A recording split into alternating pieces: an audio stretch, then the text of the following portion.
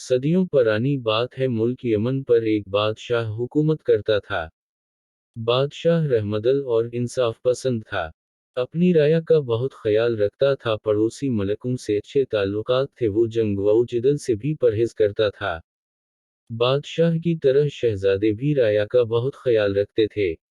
एक दिन मलिका का हीरे जवाहिरात और कीमती मोतियों वाला हार गुम हो गया। महल के दारोगे ने बहुत कोशिश की हार मिल जाए, मगर हार न मिला। उसने इनाम का ऐलान भी किया, मगर किसी ने भी इतना कीमती हार वापस न किया। आखिरकार मामला बादशाह तक पहुंचा। उसने दरबार में ऐलान किया कि हमें अपने नौकरों खदमतगारों पर भरोसा है, मगर अफसोस उनमें से किसी ने नमक हरामी की है और हार वापस करने पर तैयार नहीं। कोई ऐसा ज़हन आदमी चाहिए जो हमें हार ढूंढ कर दे, हम इसे माला माल कर देंगे। बहुत से लोग आए, उन्होंने नौकरों खादमों से पूछ-गुछ की, मगर कोई भी हार वापस करने पर तैयार न हुआ।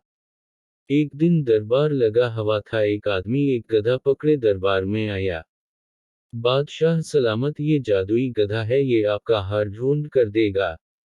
अबू ज़र ने कहा, मगर कैसे? बादशाह ने हैरानगी से पूछा।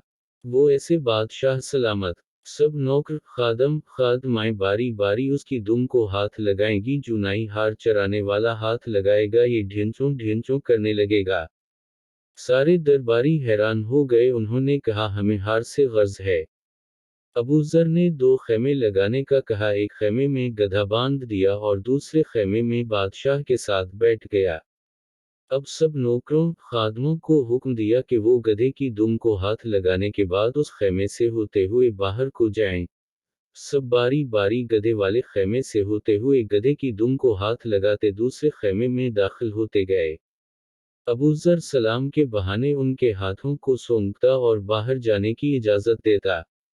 नौकर खादम आते गए और उनके हाथ सूंघते उन्हें बाहर जाने की इजाज़त देता जा रहा था कि अचानक एक खादम को पकड़ा और बादशाह से कहा, बादशाह सलामत, ये आपका चोर है, उसने मलिका साहबा का हार चराया है।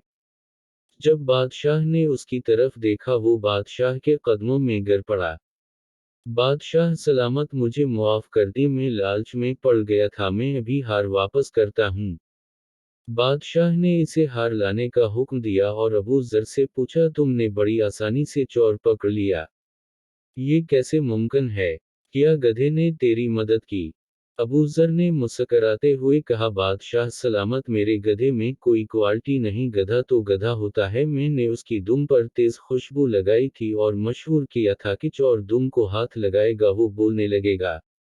बाकी सब ने गधे की दुम को हाथ लगाया, चूंकि ये चोर था उसने हाथ नहीं लगाया, न उसके हाथ पर खुशबू लगी। बस मैंने पहचान लिया, यही चोर है। इतने में वो नौकरहार ले आया, उसने बादशाह को दिया। बादशाह ने हस्ब वद्दा अबू ज़र को ढेरों इनाम दिया।